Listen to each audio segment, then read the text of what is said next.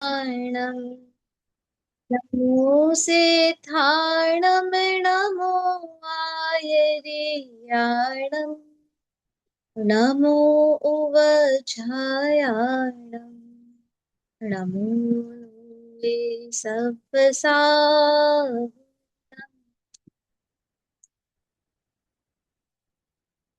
चलिए हमारी class start करते हैं बिना देरी के। कल की क्लास में हमने ये पढ़ा था कि हमारे लिए पूज्य कौन है, और उसका आंसर हमें मिला था कि जैन धर्म में सामान्य रूप से भी अगर हम सभी धर्मों की जैसे हमने कल बात की थी, तो अगर हर धर्म में किसी ना किसी को पूज्य माना गया है, तो या तो देव को या शास्त्र को या गुरु को पूज्य माना गया है। इसी तरीके से अगर जैन धर्म की भी हम बात करते हैं, तो जैन धर्म में भी हम देखते हैं कि जैन धर्म में अगर सर्वश्रेष्ठ पूज्यपना किसी में पाया जाता है, तो देव, शास्त्र और गुरु, इनमें ही पूज्यपना पाया जाता है। फिर हमने कल देव की बात हमने की थी, तो देव किसे कहते हैं? पहले हम इस बात पर चर्चा करते हैं। यहाँ पर जो देव शास्त्र गुरु की बात हो रही है, वो कौन से देव शास्त्र गुरु की बात है? तो उसके लिए हम समझेंगे, यहाँ पर जिन देव शास्त्र गुरु की बात हो रही है, वे हैं सच्चे देव शास्त्र और गुरु। क्योंकि देव तो बहुत हैं इस संसार में, बहुत प्रकार के भगवान हमें दिखाई देते हैं, बहुत से प्रकार के शास्त्र हमें दिखाई देते हैं, ग्रंथ हमें दिखाई देते हैं, बहुत से टाइप के गुरु हमें दिखाई देते हैं। हमारे इस दुनिया में हम देखते हैं कितने सारे प्रकार के, हर धर्म के अपने अपने गुरु हैं। लेकिन हमारे लिए पूज्य कौन है?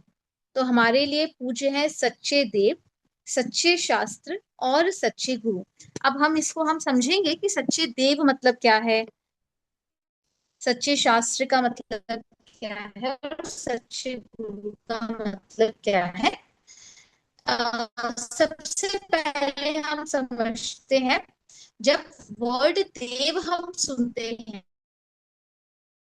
का प्रयोग किया जाता है, और जो स्वर्ग में जो देव हैं उनके लिए भी देव वर्ड का दीदी प्रयोग आपकी आवाज थोड़ी ब्रेक हो रही है। किया जाता है। तो देखिए यहाँ पे हम, ठीक है, ठीक है, एक सेकंड।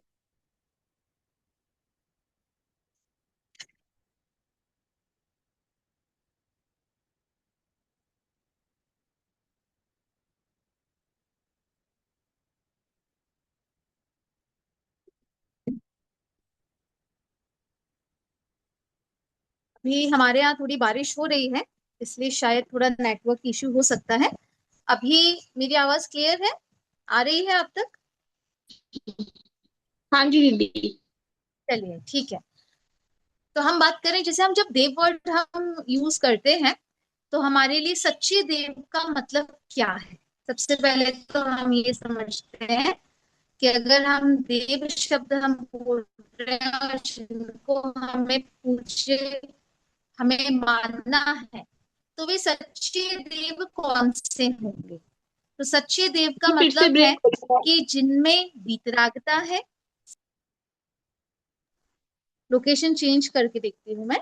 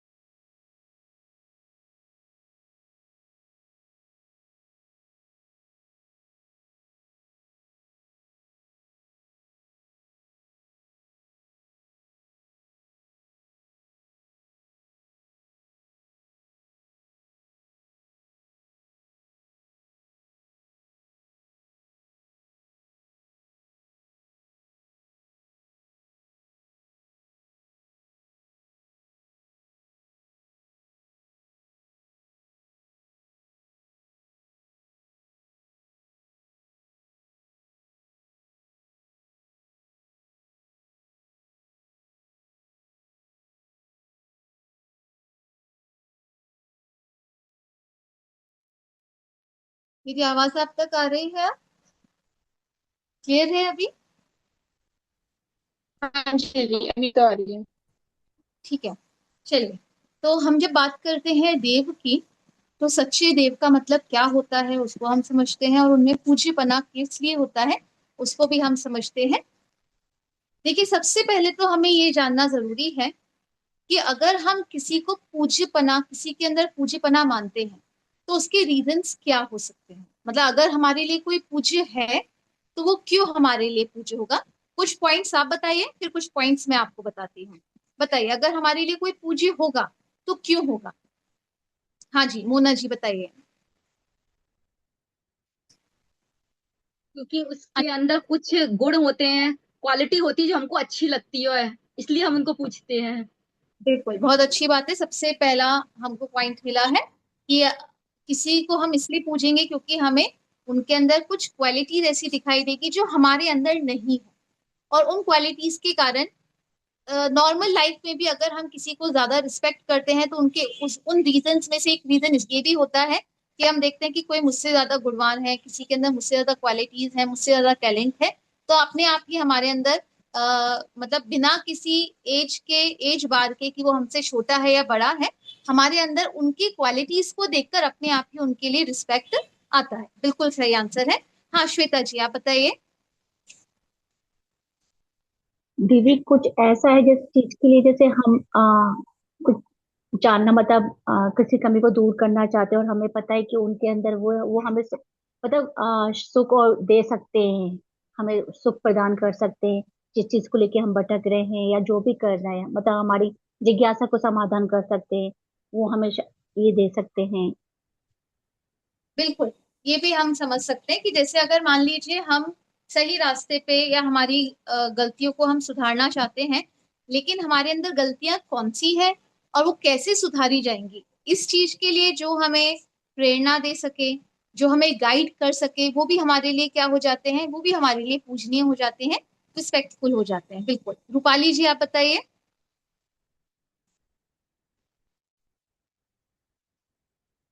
अनम्यूट करिए एक बार। जय जिनेन्द्र दीदी। जय जिनेन्द्र। हम वैसा बनना चाहते हैं, वो भी पूजनीय है ना, उन जैसे बनना हाँ चाहेंगे। जी जी, बिल्कुल बिल्कुल। जिसे हम कहते हैं ना, जो हमारे आदर्श होते हैं, वो अपने आप ही हमारे लिए कैसे हो जाते हैं, वे अपने आप ही हमारे लिए पूजनीय हो ही जाते हैं। ठीक है, क्योंकि हम उनके जैसा बनना चाहते हैं। जो हमारे आइडल होते हैं, जो हमारे आदर्श होते हैं, आपको पता है आदर्श जो वर्ड है उसका मतलब अगर हम कहें शब्दशः, उसका वर्ड टू वर्ड अगर मीनिंग अगर हम कहें, तो आदर्श का मतलब होता है मिरर। आदर्श का वैसे मतलब क्या होता है, मिरर को कहते हैं हम आदर्श। और उसको आदर्श क्यों कहा जाता है, तो ऐसा कहते हैं कि जो, जहां पर हम अपने आप को पूरा देख सकें, जहां पर हम अपने आप का पूरा दर्शन कर सकें, हम अपने आप को पूरा देख सके, तो हम अपने आप को कहाँ देखते हैं, मिरर में देखते हैं अपने आप को। ठीक है। और जो पर्सनैलिटी हमें पसंद होती है, जिसके जैसा हम बनना चाहते हैं, उनको भी हम आदर्श क्यों कहते हैं, क्योंकि हम उनके जैसा दिखना चाहते हैं। जैसे हम मिरर में अपने आप को देखते हैं, वैसे ही एक्चुअल लाइफ में हम अपने आप को कैसा देखना पसंद करेंगे, तो उन्हीं को तो हम आदर्श कहते हैं। आदर्श मतलब क्या होता है कि जिनके पीछे पीछे हम चल रहे हैं, जिनको हम फॉलो कर रहे हैं, जिनके जैसा हम बनना चाहते हैं, तो इसलिए इसलिए जो आदर्श वर्ड है उनके लिए भी यूज किया जाता है। बिल्कुल, ये भी उत्तर सही है कि हम जिनके जैसे बनना चाहते हैं, वे भी हमारे लिए पूजनीय हो जाते हैं। जैन धर्म में पूज्यता के दो कारण कहे गए हैं, मेन दो कारण वहां पर कहे गए हैं। सबसे पहला कारण है ज्ञान की अधिकता, और दूसरा है कषायों अथवा राग द्वेष की मंदता। ठीक है। दो रीजंस कौन से हैं पूज्यता के, मतलब अगर जैन धर्म में कोई भी पूजनीय होगा, तो उसमें कौन सी ऐसी क्वालिटीज, जैसे भी कहा ना, अगर हम किसी के अंदर वो क्वालिटीज देखते हैं, या किसी के जैसा हम बनना चाहते हैं, या उनके उनके बताए हुए रास्ते पे हम जाना चाहते हैं, तो कौन सी ऐसी क्वालिटीज उनमें हैं जिनके कारण हम उनको फॉलो कर रहे हैं। तो जैन धर्म में दो ही क्वालिटीज कही हैं जिसके कारण किसी में भी पूज्यपना पाया जाता है। सबसे पहला है ज्ञान की अधिकता, और दूसरा है राग की मंदता। राग द्वेष कह सकते हैं, मोह कह सकते हैं, कषाय कह सकते हैं, वो सब एक ही के अंदर हम इंक्लूड उसको समझेंगे। तो ये दो चीजें ही हमारे यहाँ पूज्यपना कही गई है। देखिए जैन धर्म की, जैसे हमने अभी कल भी हम ये बात कर रहे थे कि जैन धर्म वास्तव में सबसे ज्यादा वैज्ञानिक धर्म है, और सबसे ज्यादा जो कहते हैं ना तर्क संगत, हमें हर चीज के फैक्ट्स, हर चीज के रीजनेबल धर्म है कि हमें हर चीज का रीजन हमें इस धर्म में मिलेगा। जैसे अन्य धर्मों में अगर हम देखें तो वहां पर एक ही भगवान है और बाकी सब कौन है, भक्त हैं। ठीक है, वहां पर सबको भगवान बनने की जो हम कहेंगे ना सबको सुविधा या फैसिलिटी नहीं दी गई है। उनके धर्म में जो भगवान है बस वही भगवान है, और बाकी जो लोग होंगे वो कौन होंगे, वो उनके भक्त ही होंगे। कई धर्मों में ऐसा माना जाता है कि हम भगवान के ही अंश हैं, हम कुछ अलग नहीं है, हम भगवान के ही अंश हैं, और जब हम मर जाएंगे तो हम कहाँ चले जाएंगे, हम उसी भगवान के अंदर हम समाहित हो जाएंगे, उसी के अंदर हम समा जाएंगे। तो वहां पर जो लोग हैं वो हमेशा भक्त ही बनकर रहेंगे। उनके यहाँ पे भगवान बनने की कोई जो हम कहेंगे ना फैसिलिटी नहीं है, या उनके पास अपॉर्चुनिटी नहीं है कि वे कभी भगवान बन सके। उनके लिए तो वहां पे जो भगवान है बस वही हमेशा रहेंगे, वे ही भगवान बार बार क्या करेंगे, अवतार लेंगे। उनके यहाँ क्या माना जाता है कि यही एक ईश्वर है, और यही भगवान हर युग में अलग अलग रूप में क्या करते हैं, अवतार लेते हैं, ऐसा वो मानते हैं। और बाकी लोग तो क्या है, उनके भक्त ही बनकर रहते हैं। लेकिन जैन धर्म में ऐसा नहीं है। जैन धर्म पर किसी अ, चुनिंदा लोगों का अधिकार नहीं है भगवान बनने का, कि कुछ ऐसे लोग हैं जो स्पेशल वीआईपी लोग हैं और बस वही भगवान बन सकते हैं, और अन्य जितने भी लोग हैं संसारी जीव हैं वे भक्त बनकर ही रहेंगे, ऐसा नहीं है। जैन धर्म में कभी भी और कहीं पर भी व्यक्ति विशेष की पूजा नहीं की गई है। जैन धर्म में हमेशा गुणों की ही पूजा की गई है, या पद की पूजा की गई है। जब हम परमेष्ठी आप सभी ने परमेष्ठी पाठ या परमेष्ठी विषय के बारे में आप सभी को पता ही होगा, तो मैं आपसे पूछती हूँ परमेष्ठी की क्या परिभाषा है, परमेष्ठी शब्द को आप कैसे डिफाइन करेंगे, बताइए। परमेष्ठी किसे कहते हैं? जो हैंड परम रेस पद करिए। में हाँ, जो परम पद में स्थित हो उसे परमेष्ठी कहते हैं। बिल्कुल बिल्कुल सही। इसके अलावा कोई किसी और को कोई दूसरी परिभाषा पता है? सबको यही परिभाषा पता है? ठीक है, बिल्कुल। देखिए जो परम पद में स्थित होते हैं उन्हें परमेष्ठी कहते हैं। तो परमेष्ठी कौन बनेगा? जो भी परम पद में स्थित होगा, मतलब वो कोई भी एक्स वाई जेड हो, जो भी उस परम पद पर स्थित होगा, जो भी उस श्रेष्ठ पद को पाएगा, वो हमारे लिए क्या हो जाएगा, परमेष्ठी हो जाएगा। परमेष्ठी शब्द से भी अगर हम देखें तो परमेष्ठी वर्ड का मतलब निकलता है परम इष्ट, जो हमारे लिए परम इष्ट हो। इष्ट का मतलब समझते हैं आप सभी? इष्ट मतलब जो मेरे लिए सबसे भला करने वाला हो, जो मेरा सबसे ज्यादा परम भला करने वाला हो। तो ऐसे कौन है, हमारे परमेष्ठी है। और ये परमेष्ठी क्यों है? क्योंकि ये परम पद में स्थित है।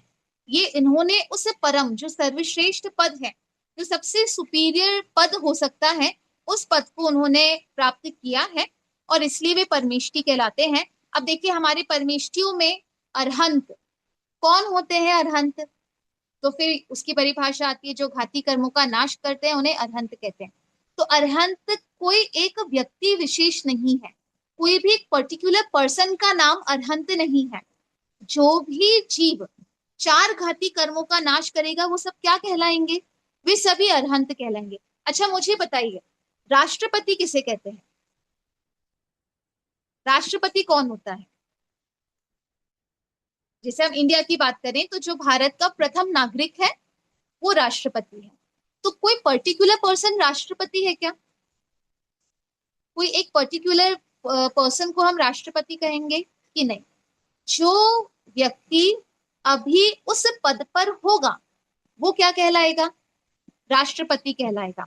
अगर वो उस पद पर अभी नहीं आए हैं तो वो राष्ट्रपति नहीं कहलाएंगे, और अगर मान लीजिए उस पद से हट गए हैं तो भी वे पूर्व राष्ट्रपति तो कहलाएंगे, लेकिन राष्ट्रपति वे नहीं कहलाएंगे। अब मुझे बताइए, जो भी एक प्रेसिडेंट को फैसिलिटीज दी जाती है, उनको सिक्योरिटी दी जाती है, उनको जो भी रहने के लिए स्थान दिया जाता है, जितनी भी टाइप की चीजें उनके लिए की जाती हैं, वो उस पर्टिकुलर पर्सन के लिए की जा रही है या राष्ट्रपति पद के लिए की जा रही है? वो राष्ट्रपति पद के लिए की जा रही है, मतलब वो जो सिक्योरिटी है वो उस व्यक्ति की है क्या, कि नहीं? वो सिक्योरिटी किसकी की जा रही है? उस पद की जा रही है, उस पद की सुरक्षा की जा रही है। जो भी सुविधाएं दी जा रही है, वो जो सुविधाएं हैं या जो सम्मान है या जो ऑनर दिया जा रहा है, वो उस व्यक्ति को दिया जा रहा है क्या, कि नहीं? वो उस व्यक्ति को नहीं दे रहे हैं, उस पद को दे रहे हैं। और इसका अगर हम देखें, प्रूफ हम देखें, तो अगर उस व्यक्ति को ही वो सब सुरक्षा और वो फैसिलिटीज दी जानी चाहिए थी, तो वो सुरक्षा और वो फैसिलिटीज उसको राष्ट्रपति बनने के पहले भी दी जानी चाहिए थी, और जब वो राष्ट्रपति पद से हट जाता है तब भी दी जानी चाहिए थी। लेकिन हम सबको पता है कि अगर कोई व्यक्ति राष्ट्रपति पद से हटता है तो अपने आप ही उसकी सिक्योरिटी क्या हो जाती है? कम हो जाती है। उसको वो राष्ट्रपति भवन छोड़ना पड़ता है। उसको अभी तक जितनी भी फैसिलिटीज मिल रही थी वो अपने आप क्या हो जाती है? मिलती है, लेकिन क्या होती है? कम हो जाती है। तो ये जितनी भी चीजें उनके साथ की जा रही थी, वो उस पर्टिकुलर पर्सन के लिए नहीं की जा रही थी, वो किसके लिए की जा रही थी? वो उस पद के लिए की जा रही थी। अब उस पद पर कोई भी व्यक्ति बैठे, चाहे द्रौपदी मुर्मू बैठे, चाहे उस पर एपीजे अब्दुल कलाम बैठे, चाहे उस पर कोई भी दूसरा व्यक्ति बैठे, उसके लिए वो सारी जो सुविधाएं हैं या फैसिलिटीज हैं वो दी जाएंगी। किसी पर्टिकुलर पर्सन के लिए वो स्पेशल सुविधाएं या जो स्पेशल सिक्योरिटी है वो नहीं दी जा रही है, पद के लिए दी जा रही है। बिल्कुल ऐसे ही अगर हम जैन धर्म में देखते हैं, तो जैन धर्म में भी पूज्यपना किसी व्यक्ति विशेष का नहीं है। जो भी जीव अपने कर्मों का नाश करके, अपने पापों का अभाव करके, पुण्य पाप का अभाव करके जो भी व्यक्ति उस पद पर पहुंचेगा, वो अपने आप ही क्या हो जाएगा? हमारे लिए पूज्य हो जाएगा। तो अगर अगर हमें पता करना है कि भाई ये हमसे पूज्य है या नहीं है, तो हम कैसे समझे? तो हमने अभी आपको दो क्राइटेरिया उसके दी है। पहला क्या दिया है? ज्ञान की अधिकता, और दूसरा क्या दिया है? राग की मंदता। ठीक है, कषायों की मंदता या राग की मंदता। इसमें भी सबसे पहले पूज्यपना जो आएगा वो किसके कारण आएगा? वो आएगा राग की मंदता के कारण। क्योंकि अगर मान लीजिए किसी के अंदर हमसे अधिक ज्ञान है, लेकिन उसे अपने ज्ञान का घमंड बहुत है कि भाई मैं तो बहुत इंटेलिजेंट हूँ, तुम लोग को तो 10 बार समझाने पर भी समझ नहीं आता है, मैं तो चुटकियों में एक बार में सब कुछ समझ जाता हूँ, तो वो हमारे लिए रिस्पेक्टफुल होगा क्या, कि नहीं होगा? तो उसमें ज्ञान की अधिकता तो है, लेकिन उसके अंदर राग द्वेष की मंदता नहीं है, इसीलिए उसमें क्या है? पूज्यपना नहीं होगा। पूज्यपने का जो प्रारंभ है वो कहाँ से होगा? वो राग की मंदता से, और कालांतर में जाकर राग के अभाव से। उसके माध्यम से ही, जैसे जिसके अंदर हमसे अधिक राग की मंदता होगी, हमसे अधिक कषायों की मंदता होगी, मोहराग द्वेष का अभाव या मंदता जिसकी होगी, वो हमारे लिए पूज्य होते जाएंगे। और सर्वश्रेष्ठ पूज्यपना किसमें होगा? जिन्होंने इनका अभाव ही कर दिया है। तो किसने अभाव किया है? तो हमारे जो अरहंत और सिद्ध भगवान हैं, अरहंत देव और सिद्ध देव हैं, उन्होंने इन कर्मों का नाश किया है, उन्होंने मोहराग द्वेष का अभाव किया है। तो उनके अंदर राग की मंदता नहीं है, उनके अंदर तो राग का अभाव ही है, और ज्ञान की अधिकता भी है। दोनों चीजें उनमें मिल रही है हमें, राग का अभाव भी हमें मिल रहा है और ज्ञान की अधिकता भी हमें मिल रही है। इसीलिए वे हमारे लिए क्या होते हैं? इसीलिए वे हमारे लिए पूज्य कहलाए जाते हैं। इसलिए वे हमसे सर्वश्रेष्ठ होते हैं और हमसे पूज्य होते हैं। अब हमने कल भी ये बात की थी, हमारे लिए जो देव हैं वो कौन है? अरहंत देव हैं और सिद्ध देव हैं। अगर कल हमारे सामने क्वेश्चन आया था कि जो तीर्थंकर होते हैं वो तीर्थंकर अरहंतों में आते हैं कि सिद्धों में आते हैं? चलिए आप मुझे बताइए। जब हम बोल रहे हैं तीर्थंकर महावीर, तो ये अरहंतों में आ रहे हैं कि सिद्धों में आ रहे हैं? ये अभी अरहंत पद पर है कि सिद्ध पद पर है? अनम्यूट करके एक बार बोलिए आप। सोनल जी आप बताइए। अरहंत पद पर। बिल्कुल सही जवाब है। अच्छा, हमने तीर्थंकर महावीर बोला, तो तीर्थंकर महावीर बोलकर हम उनके अरहंत पद को स्मरण कर रहे हैं, लेकिन अभी महावीर भगवान कहाँ है? अरहंत पद पर है कि सिद्ध पद पर है? सिद्ध पद पर। हाँ, वे हैं सिद्ध पद पर, लेकिन हम जब उनका स्मरण कर रहे हैं या हम जिन प्रतिमाओं का हम वंदन करते हैं, पूजन करते हैं, वे उनकी अरहंत अवस्था की प्रतिमाएं कही जाएंगी। तीर्थंकर शब्द का भी अगर हम अर्थ देखते हैं तो तीर्थंकर किसे कहते हैं? जो धर्म तीर्थ का उपदेश देते हैं। ठीक है, पहला। तो सिद्ध भगवान धर्म तीर्थ का उपदेश देते हैं क्या कि नहीं देते? इसलिए वे तीर्थंकर नहीं हो सकते। जो समवशरण आदि विभूतियों से युक्त होते हैं, जिनकी समवशरण होता है, उन्हें तीर्थंकर कहते हैं। तो सिद्ध भगवान की समवशरण है नहीं है, इसका मतलब सिद्ध भगवान में भी हम तीर्थंकर नहीं देख सकते हैं। जिनके जो हम कहते हैं 46 गुण प्रकट हो जाते हैं, देवव्रत अतिशय जिनके दिखाई देते हैं, स्वर्ण कमलों की रचना जिनके दिखाई देती है, ये सभी हमारे तीर्थंकर कहलाते हैं। और क्योंकि ये सारी चीजें हमें सिद्ध भगवान में दिखाई नहीं देती हैं, इसका तात्पर्य यह है कि जब हम तीर्थंकर शब्द का प्रयोग कर रहे हैं तो हम जो भी हमारे 24 तीर्थंकर हैं, हम उनकी अरहंत अवस्था को स्मरण कर रहे हैं, ना कि उनकी सिद्ध अवस्था को स्मरण हम कर रहे हैं। ठीक है, चलिए अब दूसरी चीज हम समझते हैं, अरहंत और सिद्धों में क्या डिफरेंस है? अरहंत में और सिद्ध में क्या डिफरेंस है, बताइए। हाँ रूपाली जी, आप बताइए।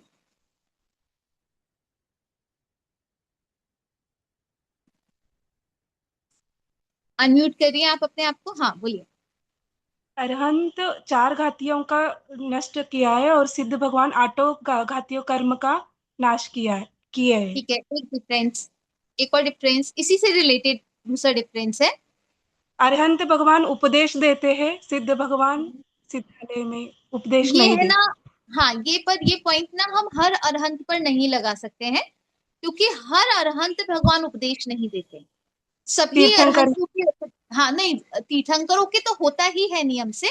सामान्य जो अरहंत होते हैं उनमें भी कुछ अरहंतों के उपदेश हो सकते हैं, जैसे तीर्थंकरों के समव शरण होता है। सामान्य केवली या सामान्य अरहंत अगर उपदेश देते हैं तो उसको गंध कुटी कहते हैं। क्या कहते हैं उसको? गंध कुटी। वास्तव में जो हमारे यहाँ अगर आपके मंदिरों में भी वो जो 3 स्टेप का एक बना रहता है जिस पर हम प्रतिमा को लाकर अभिषेक इत्यादि करते हैं, उसको भी अगर आप कभी पूछेंगे किसी से तो उसको गंध कुटी ही कहा जाता है। जिसके ऊपर हम 3 स्टेप का जो बना रहता है उसको गंध कुटी कहते हैं। तो सामान्य अरहंत अगर उपदेश दे रहे हैं तो उसको गंध कुटी कहा जाता है, और अगर तीर्थंकर अरहंत का उपदेश हो रहा है तो उसको समवशरण कहा जाता है। ठीक है, तो एक डिफरेंस तो हमने माना आपका करेक्ट है कि अरहंतों के 4 घाती कर्मों का नाश है और सिद्धों के 8 कर्मों का अभाव है। इसी से रिलेटेड एक और डिफरेंस बनता है, कौन बताना चाहेगा? हाँ, श्वेता जी आप बताइए। अरे अरिहंत भगवान सांसारिक जीव बने थे, जब सिद्ध भगवान मुक्त जीव उसमें मुक्त हो हाँ, जाते हैं ऐसा भी शिला पर। हम कह सकते हैं कि अभी यद्यपि वे उनके 4 घाती कर्मों का नाश तो हो गया है, लेकिन अभी वो सिद्ध शिला में नहीं पहुंचे हैं। इस अपेक्षा से उनको क्या कहा जाता है? उनको संसारी कहा हाँ जाता बिल्कुल है। बिल्कुल। और एकमात्र जो हमारे सिद्ध भगवान है वे ही अभी क्या हुए हैं? सिद्ध शिला पर जाने के कारण वे अभी मुक्त कहलाए जाएंगे। ठीक है, ये दूसरा डिफरेंस है। एक और डिफरेंस बताइए अरहंत और सिद्धों में। हाँ नयन जी आप बताइए। हेलो, आवाज आ रही है? बिल्कुल आ रही है आपकी आवाज। अ, अरहंत भगवान शरीर शरीर सहित होते हैं और सिद्ध भगवान शरीर रहित होते हैं। ठीक है, अरहंत भगवान शरीर सहित होते हैं, सिद्ध भगवान शरीर रहित होते हैं। 3 डिफरेंस हमें मिल गया। फोर्थ डिफरेंस बताइए, और कौन बताना चाहेगा? रेशु जी आप बताइए।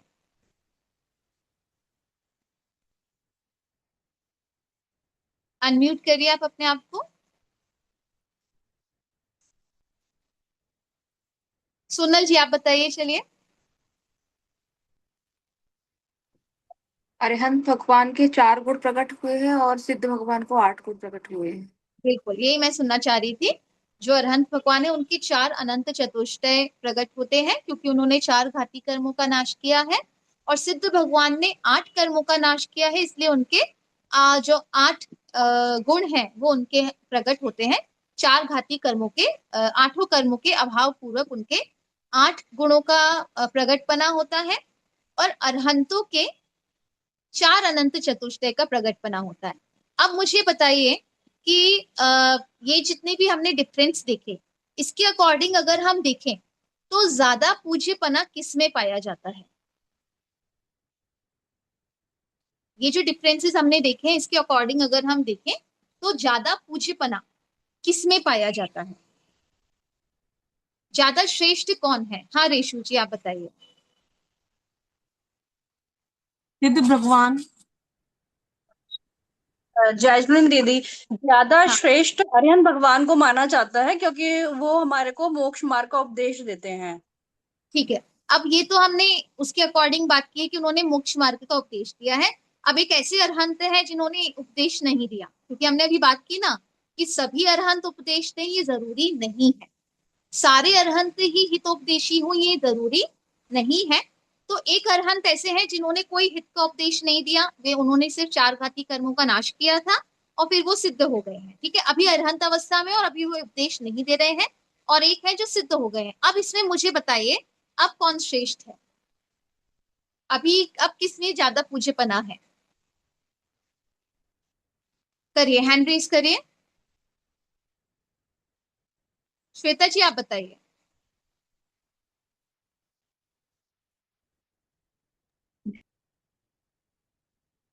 नहीं, आपका भी माइक माइक म्यूट ही है अभी आपका।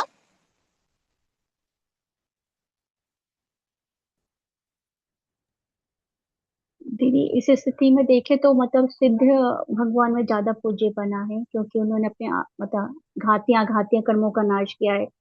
जैसे अरियंत मतलब तो सर्व उपदेश उनका हो ही तो उपदेश हो ही नहीं रहे अरिहंत भगवान, और उन्होंने अपना कर्मों की निजा मतलब उनकी पूरी हो चुकी है, अल्टीमेट गोल को प्राप्त कर लिया है उन्होंने तो।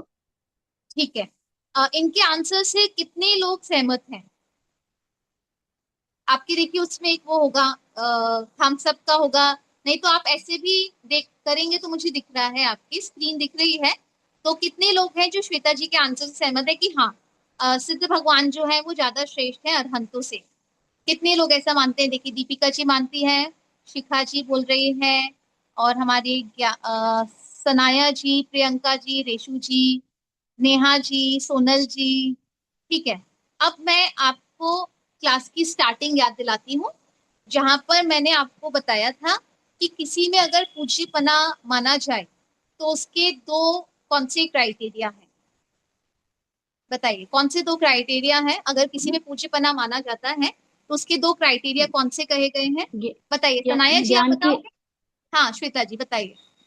ज्ञान की अधिकता और कषायों की मंदता। कषायों की मंदता या कषायों का अभाव? ठीक है, अब हाँ राइट हाँ। हाँ दोनों तरीके से मान सकते हैं। अब अरहंतों के ज्ञान में और सिद्धों के ज्ञान में क्या डिफरेंस है? क्या सिद्ध भगवान अरहंतों से ज्यादा जानते हैं? क्या अरहंत भगवान सिद्धों से ज्यादा जानते हैं? अच्छा, अरहंत भगवान सर्वज्ञ है या नहीं है? है।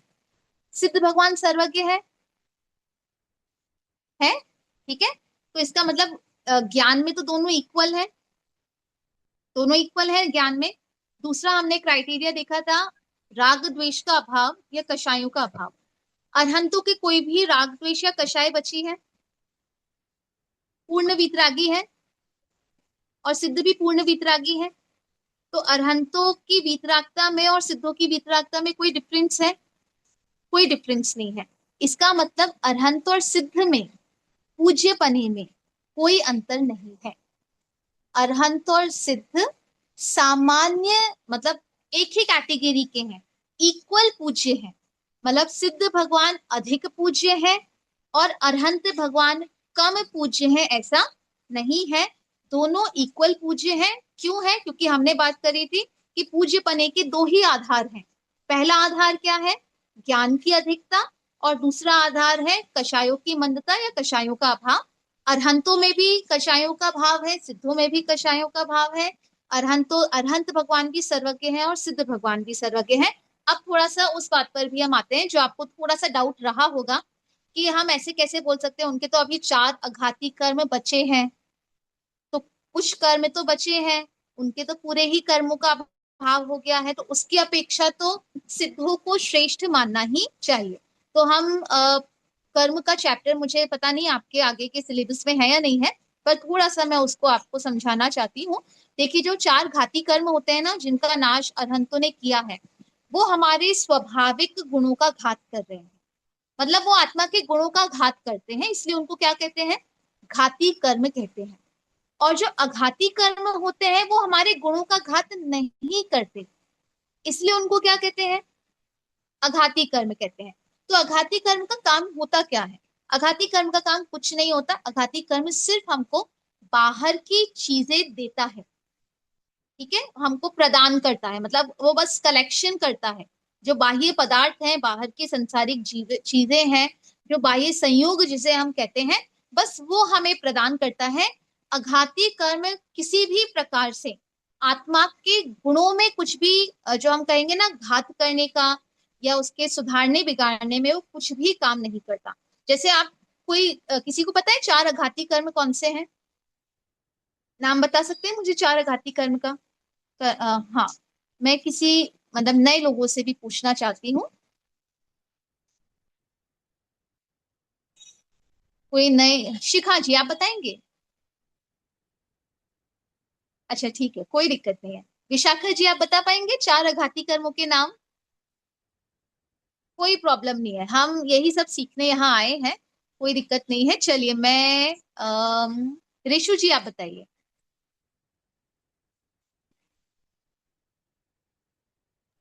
हाँ, अभी वैसे ज्ञानावर्णीय, नहीं। हाँ, दृष्णावर्णीय, नहीं नहीं नहीं, मैं वेदनीय, आघाती आघाती कर्मों के नाम पूछ रही हूँ। आयु, नाम, गोत्र और अंतराय। नहीं, नहीं, एक एक सॉरी, थोड़ा सा मोहनी है। नहीं, एक गलत हो रहा है थोड़ा सा। वर्षा जी आप बताएंगे? अनम्यूट करिए। हाँ, वैसे मुझे आपकी लिपसिंग से आंसर समझ आ गया है जो आपने बोला। हाँ, आयु, नाम, गोत्र और वेदनीय, ये चार उन्होंने कहे हैं, बिल्कुल ये चार ही हमारे अघाती कर्म है। तो देखिए, आयु कर्म क्या करता है? हमको मनुष्य, तिर्यंश, नरक या देव आयु देता है। अब इसने जो आयु हमें दी है, उसने आत्मा में क्या किया है? आत्मा में क्या किया है? आयु कर्म ने आत्मा के लिए क्या किया है? आत्मा के किस गुण का घात किया है? किसी भी गुण का घात नहीं किया है। गोत्र कर्म क्या करता है? हमें उच्च गोत्र या नीच गोत्र देता है। उसने भी हमारी आत्मा पर कोई काम नहीं किया है, आत्मा के गुणों पर कोई घात उसने नहीं किया है। इसी प्रकार से नाम कर्म, नाम कर्म से क्या होता है? हमारे शरीर की जो रचना होती है, हमारी जो बॉडी फॉर्मेशन होता है, किस तरीके का दिखेगी हमारी बॉडी, किस तरीके के उसका जो हम कहेंगे ना बनावट होगी, उसका जो रॉ मटेरियल होगा, वो सब कौन डिसाइड करता है? वो सब नाम कर्म करता है। तो उसने कहाँ पर काम किया? पूरा शरीर पर काम किया है, उसका भी आत्मा के गुणों से कोई लेना देना नहीं है। और इसी तरीके से जो वेदनीय कर्म है, वो भी क्या करता है? हमें अच्छी या बुरी चीजों, पुण्य या पाप के उदय के अनुसार अच्छी या बुरी चीजें हमें प्रदान करता है।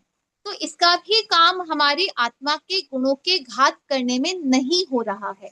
और क्योंकि, और अगर हम घाती कर्मों की बात करें, तो ज्ञानावर्णी कर्म ज्ञान गुण को घात रहा है, दर्शनावर्णी कर्म आत्मा के दर्शन गुण को घात रहा है, मोहनीय कर्म आत्मा के श्रद्धा और चारित्र गुण को घात रहा है, और अंतराय कर्म जो है वो हमारे वीर्य गुण का घात कर रहा है।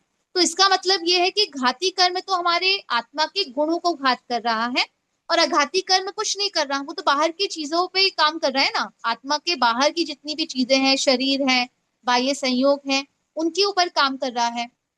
और बाहर की किसी भी चीज से हमारे सुख दुख का कोई लेना नहीं है। मतलब ना तो बाहर की चीजें हमें सुखी कर सकती है और ना ही दुखी कर सकती हैं।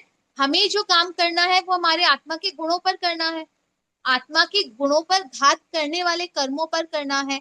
और क्योंकि अरहंतों ने और सिद्धों ने दोनों ने ही घाती कर्मों का नाश कर दिया है, जो कि आत्मा के गुणों को घात रहे थे, इसलिए वो दोनों कैसे हैं? इक्वल है। क्योंकि उन दोनों का ज्ञान गुण पूर्ण रूप से प्रकट हो गया है, श्रद्धा और चारित्र गुण पूर्ण रूप से प्रकट हो गया है। जो कहते हैं ना, अतुल्य वीर्य, अतुल्य बल दोनों के पास समान रूप से है। अब आयु, नाम, गोत्र का काम तो शरीर पर था, आयु तो मनुष्य शरीर दे रही है, नाम कर्म उसको बनावट दे रहा है, उच्च गोत्र नीच गोत्र उसको शरीर के आधार पर ही उच्च गोत्र और नीच गोत्र मिल रहा है, और वेदनीय कर्मी बाहर की चीजें ही हमको प्रदान करी, तो आत्मा से तो उसका कोई रिलेशन है नहीं। ठीक है, इसलिए घातीय कर्म होने के बावजूद अरहंत और सिद्धों में समान पूज्यपना है, उनके पूज्यपने में कोई डिफरेंस नहीं है, उनके पूज्यपने में कोई, जो हम कहेंगे ना कि सिद्ध भगवान बड़े हैं और अरहंत छोटे हैं, ऐसा नहीं है, क्योंकि दोनों अरहंत और सिद्धों के ज्ञान में कोई डिफरेंस नहीं है, अरहंत और सिद्धों की वीतरागता में कोई अंतर नहीं है, अरहंत और सिद्धों के सुख में कोई अंतर नहीं है, अरहंत और सिद्धों के वीर्य में जो अतुल्य बल होना चाहिए उसमें कोई अंतर नहीं है, बिल्कुल समान ज्ञान दर्शन सुख वीर्य उनके प्रकट होता है। लेकिन जैसे अभी हमने कल बात की थी, अब अगर हमें कैटेगरी हमने बनाई है, नाम 5 पद के 5 पदों के नाम हमने दिए हैं, तो उसमें कहीं तो छोटा बड़ा हमें करना पड़ेगा, तो इसीलिए हमने अरहंतों को किस अपेक्षा से हमने श्रेष्ठ माना, क्योंकि उनके माध्यम से हमको हित का उपदेश हमें मिला है। मान लीजिए कोई ऐसे अरहंत हैं जिनके माध्यम से हमें हित का उपदेश नहीं भी मिला हो, लेकिन फिर भी वे अरहंत परमेष्टि हमें अपनी आंखों से दिखाई दे रही हैं, और बिना उनके उपदेश के मात्र उनको देखकर भी हम उनके मार्ग पर चल सकते हैं, लेकिन सिद्ध तो हमको दिखाई ही नहीं दे रहे कि वो कैसे हैं, तो हम उनके मार्ग पर कैसे चलेंगे। इस अपेक्षा से अरहंतों को सिद्धों के आगे रखा गया है, अरहंतों को उस श्रेणी में, परमेष्ठियों की श्रेणी में अरहंत जो है वो आगे आते हैं। ठीक है, यहाँ तक की अभी हमारी चर्चा हुई। अब हम थोड़ा सा जो हमारी पीपीटी है उसके माध्यम से भी हम थोड़ा सा समझते हैं, क्योंकि आपके एग्जाम्स जो होंगे तो आप पीपीटी के जो हम पीडीएफ आपको अवेलेबल कराएंगे उसी के आधार पर ही आपके एग्जाम लिए जाएंगे, तो उससे भी हम थोड़ा सा इस विषय को, इस सब्जेक्ट को हम समझने की कोशिश करते हैं। हर्षित जी, आप पीपीटी शेयर करेंगे हमसे?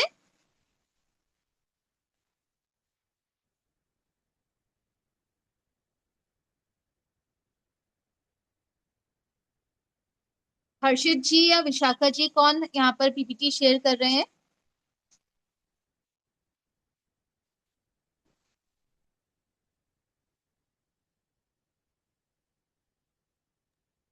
एक सेकंड दीदी, कर रहा हूँ। हाँ हाँ, कोई दिक्कत नहीं, करिए।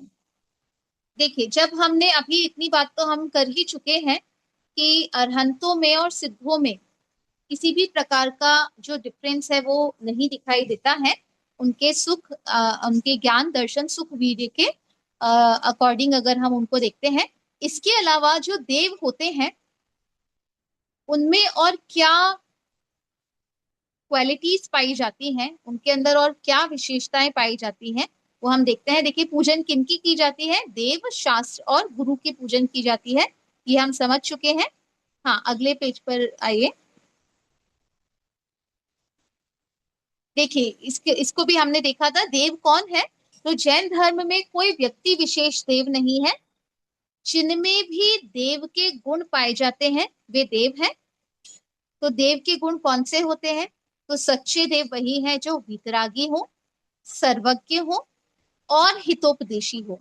अगर आपने ये पंक्तियां पढ़ी हो, बुद्ध वीर जिन हरिहर ब्रह्मा, या उनको स्वाधीन कहो, भक्ति भाव से प्रेरित हो यह, चित्त उसी में लीन रहो। यहाँ पे देखिए, यही कहना चाहते हैं। आप उनको नाम कुछ भी दे दीजिए, चाहे बुद्ध बोल लीजिए, वीर बोल लीजिए, जिन बोल लीजिए, हरि बोल लीजिए, हर बोल लीजिए, ब्रह्मा बोल लीजिए, लेकिन हमारे लिए तो वे देव कब कहलाएंगे? जब उनके अंदर देव की क्वालिटीज होंगी। और सच्चे देव की क्वालिटीज क्या कही गई है? जो वितरागी है, सर्वज्ञ है और हितोपदेशी है। इसमें से मैं मुख्य 2 ही गुणों पर बात करूंगी, मतलब मैं कहूंगी कि 2 ही गुण मुख्य होते हैं, वीतरागता और सर्वज्ञता, क्योंकि हितोपदेशीपना सब में, सभी देवों में नहीं पाया जाता है। और अगर हम इसी एक परिभाषा पर स्टिक होकर रहेंगे तो फिर हम देखेंगे कि बहुत से ऐसे अरहंत होंगे जिनके अंदर हितोपदेशीपना नहीं पाया गया, तो फिर वे हमारी देव की कैटेगरी में नहीं आ पाएंगे। इसलिए हम 2 ही विशेषताओं के साथ चलेंगे, वीतरागता और सर्वज्ञता, क्योंकि ये दोनों क्वालिटी सभी सच्चे देवों में पाई जाती है। हो सकता है हितोपदेशीपना ना पाया जाए, लेकिन वीतरागता तो निश्चित, वीतरागता और सर्वज्ञता तो सभी देवों में निश्चित रूप से पाई जाती है। और क्योंकि उनके अंदर वीतरागता और सर्वज्ञता है, इसीलिए उनमें क्या पाया जाता है, पूज्यपना पाया जाता है। ठीक है, यहाँ तक सभी को समझ में आ गया है, आगे बढ़ सकते हैं हम। चलिए नेक्स्ट पेज पर हम आएंगे। हाँ देखिए, यहाँ पर एक हम श्लोक के माध्यम से भी हम समझेंगे कि जो देव होते हैं वो कौन होते हैं, सच्चे देव किसमें, सच्चे देवपना किसमें पाया जाता है, और उसको हम समझें। उसके पहले मैं कुछ वर्ड से आपको इंट्रोड्यूस कराना चाहती हूँ, ताकि आपको ये समझ में आए कि इन इन सारे वर्ड्स में क्या डिफरेंस है। जैसे हम बोलते हैं भगवान, ईश्वर, देव, आप्त, ये सारे जो वर्ड्स हैं ये हमारे भगवान के लिए प्रयोग किए जाते हैं। और भी बहुत सारे वर्ड्स होते हैं, 1008 नाम उनके कहे गए हैं, जिससे इंद्र जो होते हैं वो उनकी भक्ति करते हैं, तो 1008 नामों से, उनके विशेषण युक्त जो नाम होते हैं उनसे उनकी भक्ति की जाती है। लेकिन सामान्य रूप से जब हमें जो वर्ड्स हमें भगवान के लिए मिलते हैं वो कौन से मिलते हैं, भगवान मिलते हैं या देव मिलते हैं, ईश्वर शब्द हम सुनते हैं या आप्त शब्द हम सुनते हैं। तो यहाँ पे जो श्लोक आपके सामने आ रहा है उसमें शब्द आ रहा है आप्त। ठीक है, तो जो आप्त होते हैं वो कौन होते हैं उसको हम समझते हैं। देखिए भगवान और आप्त में क्या डिफरेंस है, तो जो अभी हमने कहा ना, तीन तीन विशेषण की हमने बात की, वीतरागता, सर्वज्ञता और हितोपदेशीपना।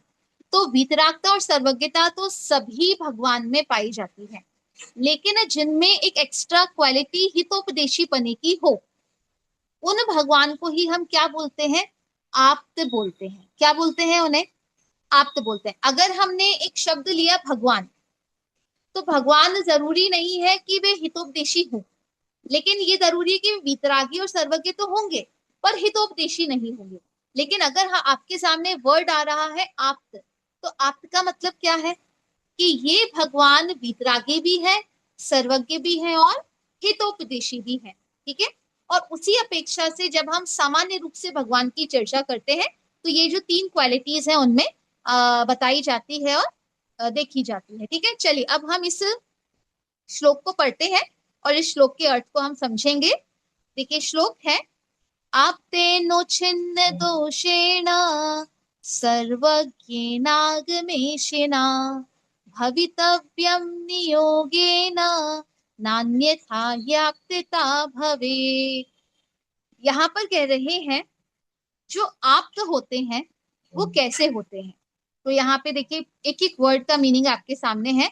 जो आप्त होते हैं, उच्छिन्न दोषेण, जो दोष होते हैं उससे उन्होंने अपने दोषों को उच्छिन्न, एकदम छिन्न भिन्न कर दिया है, एकदम उसका नाश कर दिया है। अब मुझे बताइए, ये जिन्होंने अपने दोषों का नाश किया था, तो कौन से दोष थे जिनका नाश किया है, बताइए। ये कौन से दोष हैं जो जिनका नाश किया गया है। मुझे मोना जी आप बताइए। अभी आ रहे हैं बेटा। हाँ, राग राग देश। जो हमारे सबसे बड़े दोष हैं। अभी बेटा,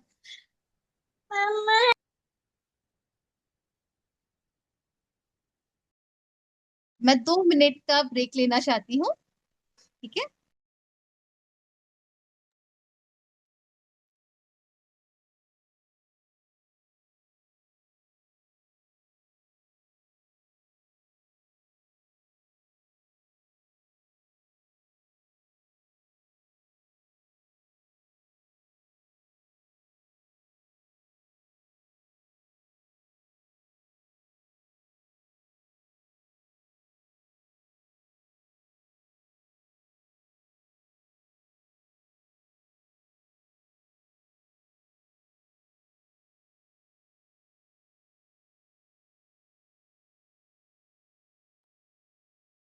चलिए, तो हमने जो बात की है कि हमारे अगर किसी जीव में या जिनकी आप्त की हम बात कर रहे हैं, ये इन्होंने अपने दोषों को छिन्न भिन्न किया है, तो कौन सी दोष है?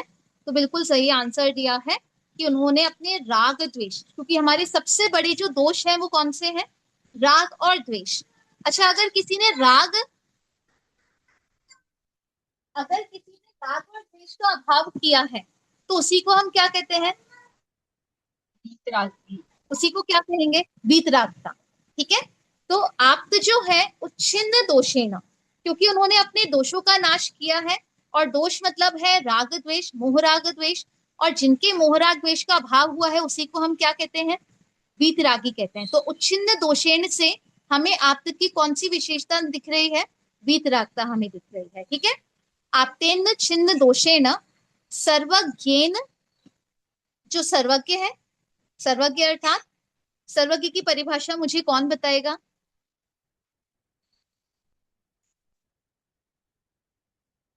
हाँ, हैंड रेस करिए। देखिए, आती तो और भी लोगों को होगी पर वे हैंड रेस नहीं कर रहे हैं। हाँ, सनाया जी आप बताइए।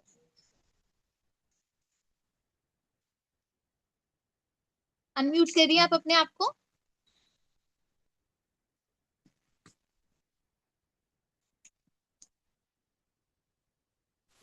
मुझे आपकी आवाज, हाँ बोलिए बोलिए। जो सर्व हम हमारे तक आपकी आवाज नहीं पहुंच पाई है। जो सब कुछ जानता हो, जिसको सारा संसार का ज्ञान हो। ठीक है, ये थोड़ा बहुत शॉर्ट वाली परिभाषा हमें मिली है, थोड़ा सा और कोई इसको अच्छे से बता पाए। सरिता जी आप बताइए। अनम्यूट करिए आप, अपना माइक ऑन करिए। सरिता जी आप अपना माइक ऑन करिए पहले। नहीं, आपका माइक ऑन नहीं हुआ है। हाँ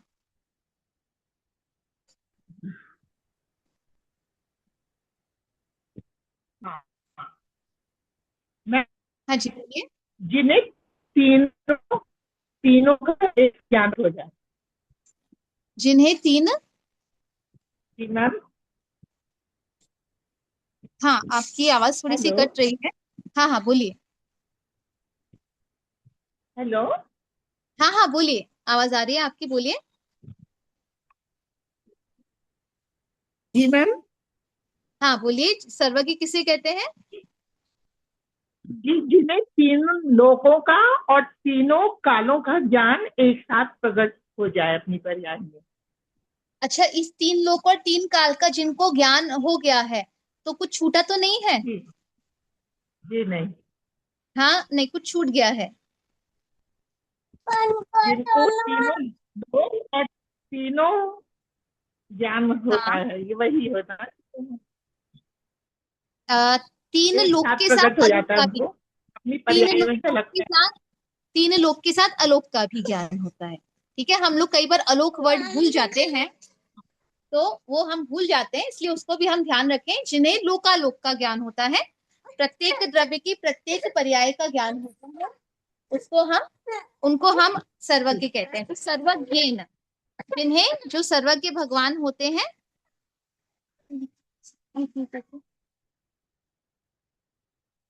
अभी कर रही, 2 मिनट है ना, 2 मिनट। तो उनको हम सर्वज्ञ कहते हैं। और यहाँ पे अगला शब्द आया है आगमेशिना। आगमेशिना किसे कहते हैं? जिन्हें आगम का ज्ञान हो, जो आगम को बतलाने वाले होते हैं वे आगमेशिना होते हैं। आज मुझे लगता है हम इतना ही पढ़ पाएंगे, तो यहीं पर हम अपनी क्लास को थोड़ा सा विराम देते हैं, और आगे की क्लास में हम इसका जो विशेषण है उसको हम समझेंगे। ठीक है, चलिए, सभी को जय सुनेंद्र।